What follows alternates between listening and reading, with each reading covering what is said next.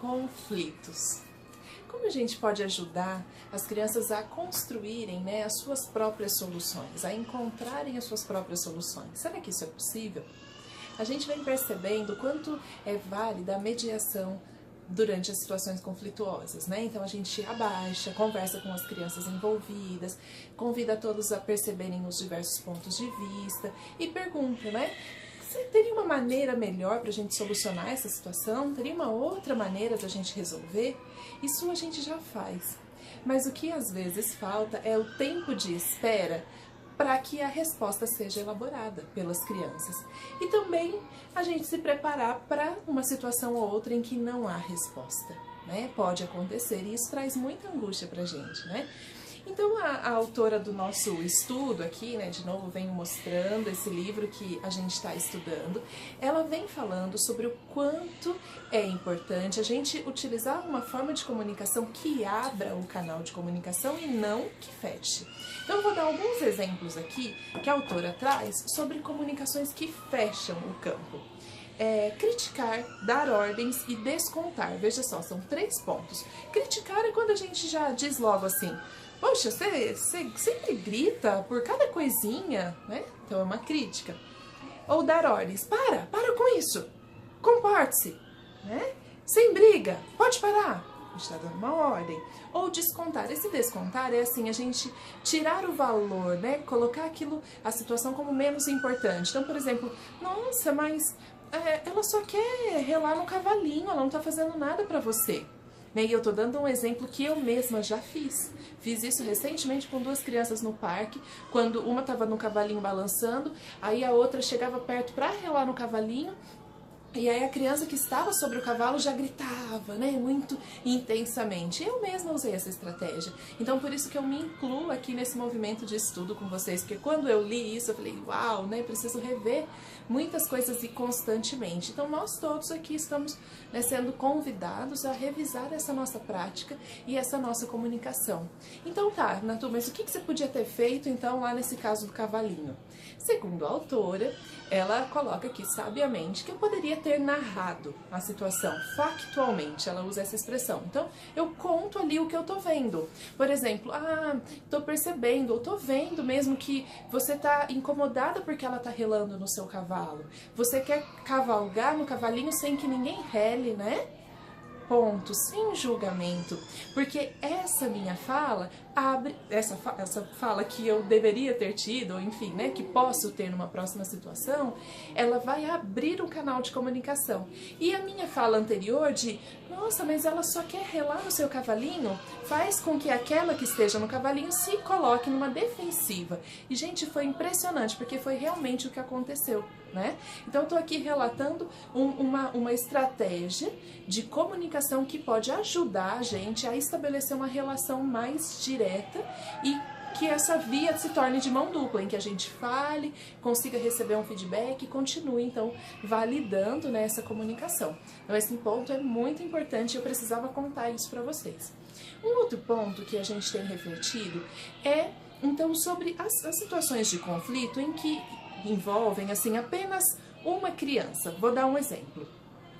Uma criança está brincando de forma muito criativa com todos os carrinhos e fazendo uma pista e ali brincando no quintal. De repente chega uma outra que não tem nada a ver com esse contexto, não participou desse contexto de organização e vem para causar uma desordem. Por alguma razão, né, que aqui não cabe dizer sobre quem está certo ou quem está errado, mas pode acontecer. De uma outra criança vem de longe, você nem está percebendo de onde, nem porquê, ela vem e chuta tudo, estraga tudo e sai correndo. Então essa é uma situação que nos faz refletir sobre a importância de não colocar essas 2 crianças frente a frente ou para fazer uma mediação imediatamente, né? Então, num primeiro momento, a gente precisa acolher essa criança que teve a sua brincadeira desorganizada, porque para ela também deve ter sido um susto. Vamos imaginar, né? Você tá ali empreendendo o seu projeto e de repente chega alguém, invade, foge, sai correndo, você não entende nada. No mínimo, assustado você vai ficar. Depois pode ficar angustiado, triste, numa sensação de ter sido invadido, né? Então, primeiro, o adulto deve deve acolher essa criança e atender a necessidade dela, ajudar a colocar em ordem de novo nesse fazer, né? Estruturar novamente, deixar essa criança estável e depois ir procurar outra criança que causou uma desordem, uma possível desordem. E aí sim, estabelecer uma comunicação com ela que também abra canal. De novo, se você criticar, se você descontar ou se você der ordens, a sua comunicação se fecha. Como é então uma comunicação que abre? É aquela factual, você descreve o que você viu. Então você vai dizer, eu vi que você desorganizou a brincadeira, chutou, saiu correndo depois, a partir da brincadeira do seu amigo. O que houve? E escuta. Pode ser que a criança não te dê resposta, né? Mas você pode então continuar a conversa. Eu tô vendo que você não consegue nem me explicar o que aconteceu, mas eu preciso te dizer uma coisa. O seu colega se sentiu muito chateado e você narra exatamente o que aconteceu com outro colega. Porque também, se ele não tiver ligado pra coisa e tiver sido, né, não tiver impactado para ele, ok, você não vai fazer de conta na hora de narrar para outra criança. Então você vai narrar exatamente o que você percebeu na outra criança. Né? Perceba a diferença das duas ações e perceba que eu não estou dizendo que uma ação é melhor que outra, eu só estou dizendo que são ações diferentes para situações diferentes e que para cada situação ela pode estar ajustada melhor. Né? Então eu convido vocês a, durante essa semana, se colocarem nas experimentações a respeito dessas mediações de conflito. Né? Sempre utilizando tudo aquilo que a gente já estudou, já elaborou a partir desses estudos aqui, dos vídeos, tanto quanto dos presenciais, validar as emoções das crianças, narrar, né? Transpor em palavras essas emoções que muitas vezes são expressas com agressividade ou são expressas inadequadamente, com xingamentos ou rejeição que as crianças fazem, né? No outro vídeo eu ainda falei sobre isso, lembra? Do você não vai mais ao meu aniversário, você não vai mais na minha festinha, então é uma arma muito poderosa para a criança, né? Ou então quando a criança fala, eu te odeio, eu não sou mais seu amigo, não gosto de você, e na verdade ela só está expressando a chateação dela. Então transpor essas emoções dela para palavras mais adequadas ajuda, modeliza, né? É muito construtivo. Então você constrói, ajuda a criança a construir formas mais adequadas de comunicação, mais sociáveis. Então a gente, de fato, não precisa aceitar os comportamentos que são agressivos, mas a gente pode compreender que eles têm um fundo que muitas vezes a gente não está conseguindo captar. Né?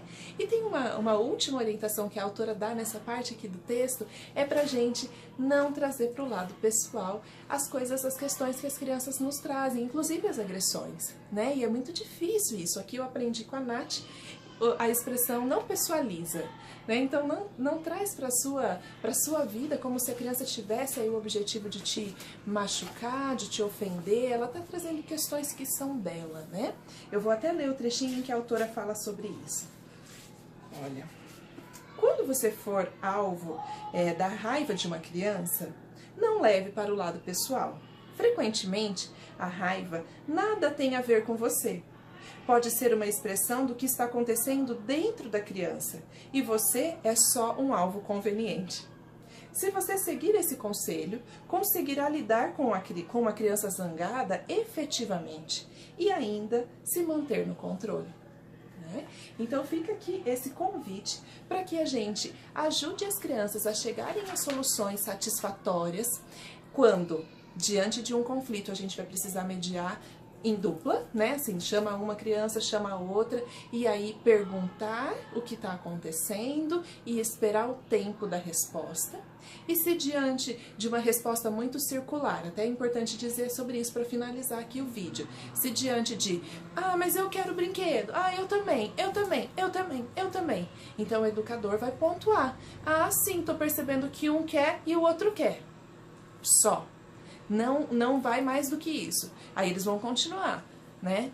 E falando daqui e dali. Se isso continua, você de novo aí pergunta, sim, mas existe uma outra forma da gente resolver?